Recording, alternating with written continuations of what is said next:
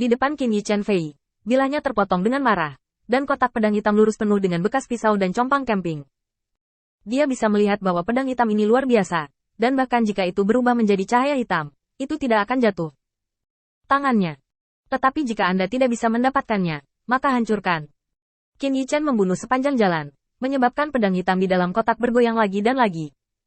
Kekuatan pedang tampaknya tidak ada bandingannya. Pedang itu mudah dimusuhi, tetapi pedang hitam itu seperti dikejar sepanjang jalan seperti anjing yang hilang. Dia ingin bergegas keluar dari kotak pedang berkali-kali. Qin Yi Chen menebas ke langit. Pisau pencuri, merajalela. Aku telah menuliskan permusuhan ini.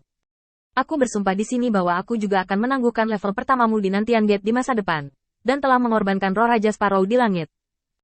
Tiba-tiba, Mahakarya Agung Kaisar Xiang Yun, seperti kaisar yang berdiri. Kaisar Yuantian benar-benar marah.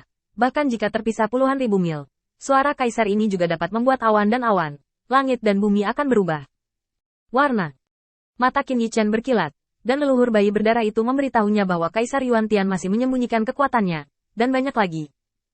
Terutama dalam hal garis keturunan, sulit untuk memahami leluhur darah bayi. Pada saat itu, Qin Yi Chen terkejut. Dia merasa bahwa Kaisar Yuantian memiliki cara untuk melanggar kontrak surga.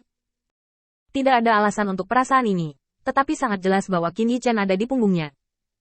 Dan yang membuat Qin Yi Chen terdiam adalah dia mengundang leluhur bayi darah untuk menekan formasi dan menonton drama dari awal hingga akhir.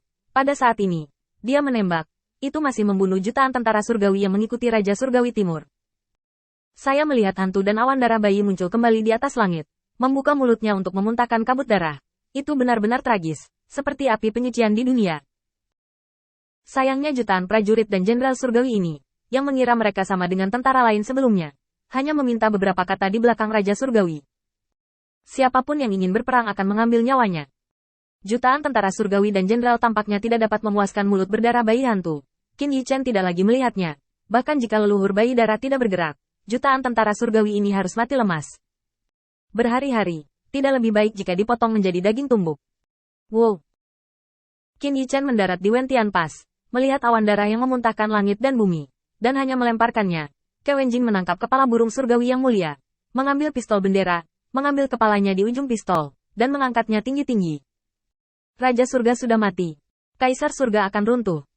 Elang surgawi datang lagi. Level pertama ini adalah pelajaran dari masa lalu. Sungguh suatu penghalang untuk menggantung kepala Raja Surgawi di tembok kota selama kontroversi kekaisaran. Tak perlu dikatakan lagi. Raja Surgawi Timur sudah mati. Penyebaran berita ini lebih cepat daripada cahaya guntur yang diubah Leize. Dan itu adalah sensasi bagi semua kaisar. Raja Surgawi Timur. Patriark masa depan Protos Burung Pipit Surgawi. Salah satu Raja Surgawi. Menurut kerabat sedarah, ketika Kaisar Cao Tian harus disebut sepupu. Ini sangat mati. Di atas Tianhe. Dia dipenggal oleh seorang jenderal dari klan Kaisar Ke. Kepalanya berada di tempat yang berbeda. Dan kepalanya tetap di Wentian Pass, yang menjadi simbol semangat juang yang tinggi dari klan Kaisar Ke. Kaisar yang kuat di semua sisi dengan cepat mendapatkan foto-foto pertempuran itu. Adapun mengapa ada foto-foto pertempuran itu, dan mereka bisa mendapatkannya dengan sangat cepat. Bisakah klan Kaisar Ke tidak mempublikasikan kemenangan seperti itu? Banyak orang kuat mengambil gambar adegan itu dan menganalisisnya setiap detik. Tentu saja. Ingin melihat metode Qin Yi Chen dan mengapa Raja Surgawi Timur dikalahkan. Namun, tidak peduli bagaimana Anda melihatnya, tidak peduli apa visi penonton, kesimpulan akhirnya adalah bahwa hanya ada satu poin. Kekuatan Raja Surgawi Timur tidak baik. Ini tampaknya omong kosong. Satu kemenangan, satu kekalahan, satu kematian dalam hidupnya. Tentu saja kekuatan Raja Surgawi Timur tidak memadai. Tapi ini adalah jawaban yang muncul dari semua kaisar. Dan akhirnya adalah bahwa Raja Surgawi Timur lemah, dan prosesnya sama. Dengan kata lain, kemenangan Feng Tianxing adalah untuk menekan Raja Surga dengan kekuatannya sendiri dan memenggal kepalanya. Ini adalah kekuatan murni. Mungkin kaisar dari semua pihak belum pernah melihat niat membunuh, tetapi mereka tidak dapat menemukan trik sulap yang hanya bisa dimenangkan oleh putra Baize. Dan hasil ini bahkan lebih mengejutkan bagi banyak kaisar. Tampaknya mereka tidak berpikir bahwa perjuangan kaisar hanya di sini, dan kaisar belum meninggalkan bea cukai. Tetapi Raja Surgawi telah jatuh. Banyak kaisar tidak menyangka bahwa di masa lalu, Kaisar Ke memegang hidungnya dan dihitung oleh Kaisar Yuantian. Dan baru pada saat itulah dia menjodohkan cabang-cabang emas dan daun giok dengan orang yang tidak memiliki latar belakang, tetapi dilahirkan sebagai dewa ilmu pedang. Hari ini, dia bisa ditebas. Raja Surga. Yang paling mengejutkan semua kaisar adalah bahwa Qin Yi Chen tidak hanya membunuh Raja Surgawi, tetapi juga mengambil nyawa Raja Surgawi Timur di bawah penghalang permaisuri. Saya ingin membunuh Raja. Kaisar tidak bisa menghentikannya.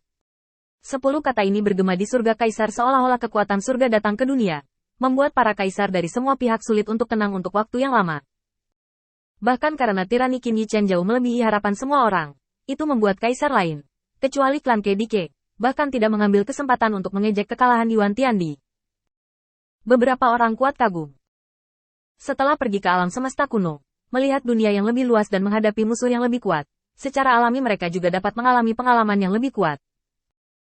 Bahkan pengalaman Qin Yi Chen di alam semesta kuno dapat diketahui tanpa penyelidikan yang cermat, karena sensasinya benar-benar tidak kecil. Musuh dengan penguasa boneka yang mungkin menjadi kaisar, membuat kerusuhan di kota Wuxin, dan pergi ke tanah malam abadi. Tentu saja, Qin Yi Chen tidak mengatakan apa-apa tentang apa yang terjadi di tanah malam abadi dan mahkota elf yang diambil, dan Raja Dewa Malam Abadi yang bermartabat tidak akan berbicara tentang rasa malu yang dideritanya. Tetapi tanah malam abadi adalah wilayah Raja Dewa Malam Abadi, dan semua kaisar masih mengetahuinya. Dibandingkan dengan dua hal ini, tampaknya membunuh seorang Raja Surgawi tidaklah mengejutkan. Tentu saja, tidak mengherankan bahwa Qin Yi Chen, tetapi berbagai kaisar hampir tidak bisa tenang selama periode waktu ini. Kayu, kamu sangat tampan. Kakak ipar, kapan kamu membawa kami melintasi Tianhe dan menyerang Nantianmen? Penghormatan Qin Yi Chen tidak membuat suasana hati Qin Yi Chen berfluktuasi banyak, bahkan dia masih tenggelam dalam kegembiraan mempelajari misteri surga. Surga membuka yin dan yang adalah dasar dari semua hal. Tetapi sekarang dia hanya melakukannya sesaat, hanya untuk membuka yin dan yang. Sama seperti setelah membuka dunia, semua roh dihidupkan kembali. Ini adalah periode waktu yang sangat lama, dan kekuatan surgawinya juga dapat menunjukkan misteri yang tak terbatas. Tidak heran kitab perubahan dianggap sebagai kepala kitab perubahan.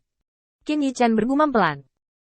Dia sekarang samar-samar menyadari keagungan kaisar yang berdiri di langit dan bumi. Meskipun perbedaannya jauh, pembukaan langit dan bumi seperti membiarkan dia melihat langit dan bumi berbuah. Kaisar Surgawi klan Ke ini menyuarakan prestasi Qin Yi Chen dalam membunuh Raja Surgawi. Permaisuri Sixia datang untuk menyambutnya dan bertanya kepada menantu laki-lakinya apa yang dia inginkan. Qin Yi Chen menggaruk kepalanya, bahkan ibu mertuanya tertawa. Sekarang, bagaimana mungkin anak ini begitu mewah? Bu, aku tidak bermaksud menanyakan apa yang aku inginkan. Kamu ingin memeluk cucumu, kan? Permaisuri Sixia tertawa. Ibu dan anak itu berbicara dan tertawa, bertanya tentang kegembiraan Tiang Wan, yang merupakan kebalikan dari depresi Istana Surgawi.